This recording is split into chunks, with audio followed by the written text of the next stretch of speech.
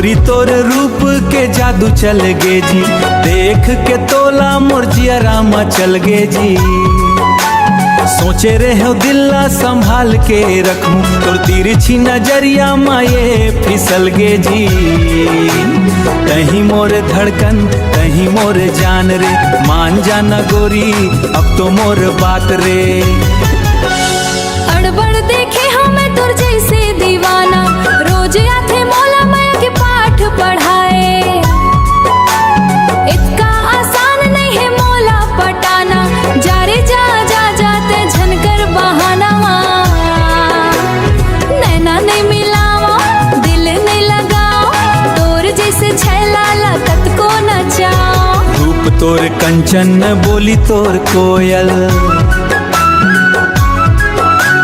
Cutter cutter मारे तोर गोड़ के पायल। छम छम ते चलथस त बिजली गिरे जी,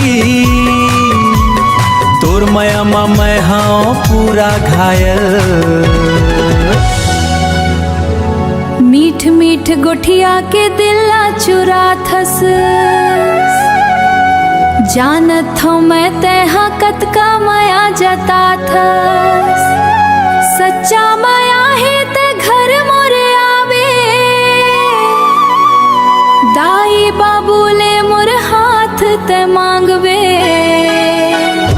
जोड़ी हमर जम गे माया हमर बढ़ गे, दुनिया ला छोड़े अब हाथ हमर बंध गे।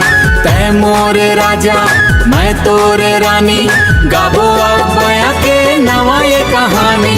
कहीं मोर धड़कन कहीं मोर जान रे, हाँ कहीं मोर धड़कन कहीं मोर जान रे। हाँ कहीं मोर धड़कन कहीं मोर जान रे।